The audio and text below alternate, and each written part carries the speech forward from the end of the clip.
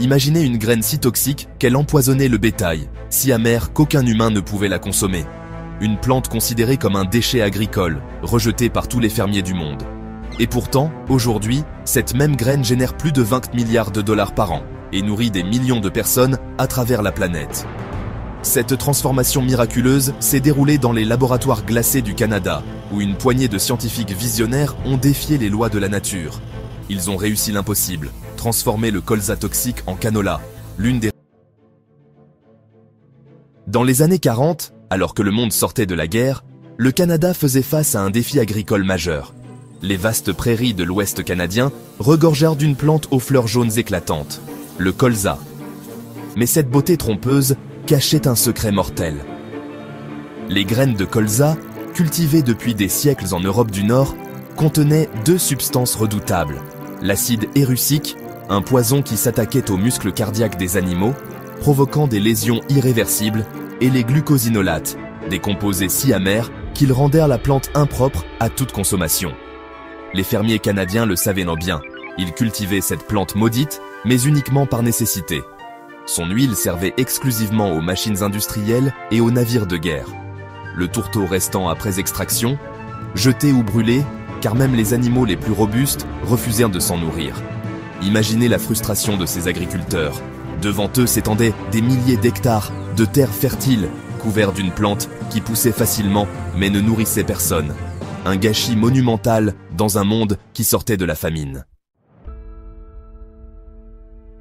C'est dans ce contexte désespérant qu'intervient notre premier héros, le docteur Baldur Stephenson, un généticien islandais-canadien de l'université du Manitoba. Cet homme refuse d'accepter le destin du colza. En 1968, il lance un projet que ses collègues qualifient de fou, créer une nouvelle variété de colza débarrassée de ses toxines, comestibles et nutritives. Pendant des années, il croise inlassablement différentes variétés de colza venues des quatre coins du monde, analysant chaque graine sous son microscope, étudiant chaque plant dans ses serres chauffées. Sa mission semble titanesque. Comment éliminer les toxines tout en conservant les qualités nutritionnelles de la plante? Comment transformer un poison en nourriture? Comment créer quelque chose de nouveau à partir de quelque chose de dangereux? Les premiers essais sont décourageants. Stephenson cultive des milliers de plants, teste des centaines de croisements. La plupart meurent, d'autres perdent leur qualité nutritive. Certains développent de nouvelles toxines. Ses collègues commencent à douter. Les financements se raréfient. Mais Stephenson persiste. Jour après jour, saison après saison, il poursuit sa quête obsessionnelle. Il voyage en Pologne, en Allemagne, collectant des variétés anciennes. Il étudie les mutations naturelles, analyse les anomalies génétiques. En 1971, la première lueur d'espoir apparaît. Dans un lot de graines polonaises, Stephenson découvre une variété naturellement pauvre en acide érucique. C'est la pièce manquante de son puzzle génétique. Il la baptise Oro, comme l'or qu'elle représente pour lui. La percée définitive arrive enfin en 1974, après 6 années d'acharnement. Stephenson et son équipe réussissent à développer la première variété de colza à faible teneur en acide érucique et en glucosinolates. Cette nouvelle plante révolutionnaire reçoit un nom tout aussi révolutionnaire, le canola, un acronyme poétique de Canadian Oil, low acid. Mais l'histoire ne s'arrête pas là. Keith Downey, un autre génie scientifique de l'université de Saskatchewan.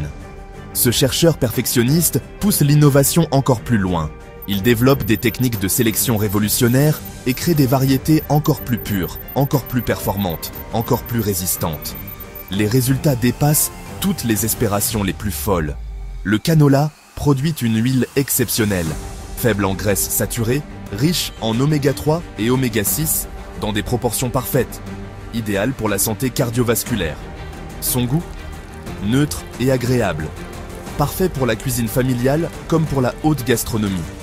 Mais la révolution ne s'arrête pas à l'huile. Les tourteaux, ces résidus fibreux après extraction, se transforment en aliments protéinés de qualité supérieure pour le bétail. Fini le gaspillage. Chaque partie de la plante trouve désormais sa utilité. Les analyses nutritionnelles révèlent des chiffres stupéfiants.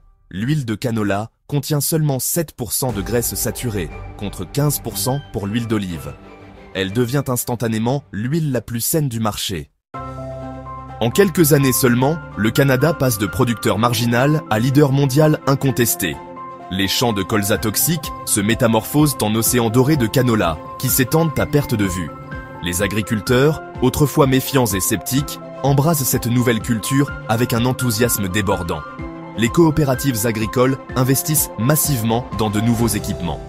Les usines de transformation poussent comme des champignons à travers les prairies canadiennes. Une industrie entière naît littéralement du génie de quelques scientifiques visionnaires.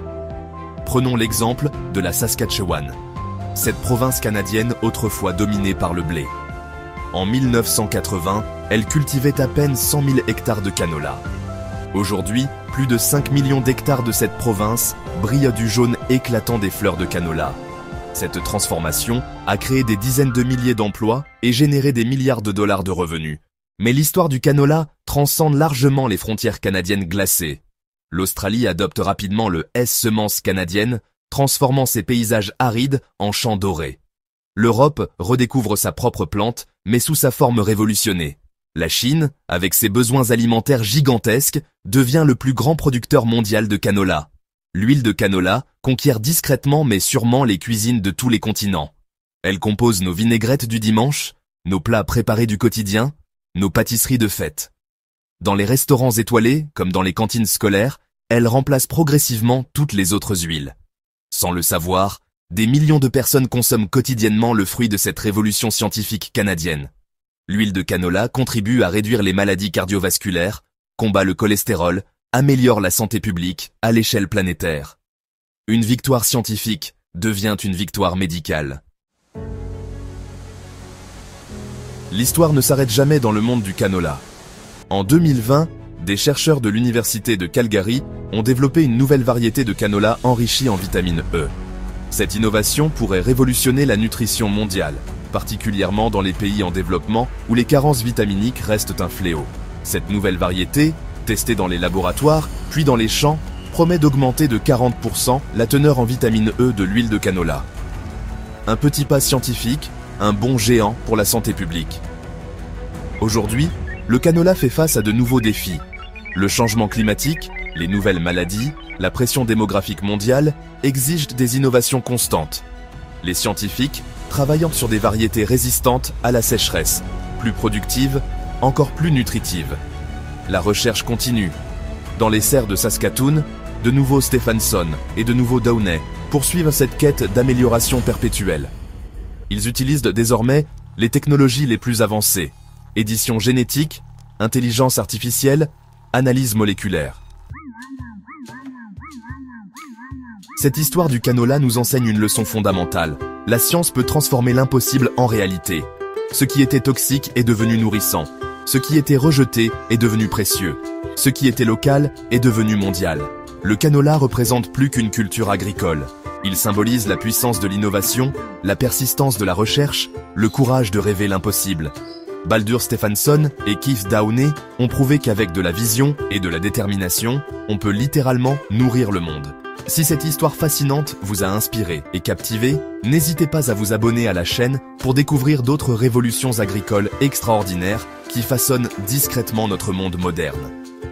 Partagez cette vidéo avec tous ceux qui s'intéressent à l'agriculture, à l'innovation et aux miracles de la science. Et dites-moi en commentaire, quelle sera selon vous la prochaine grande révolution agricole qui changera notre alimentation ?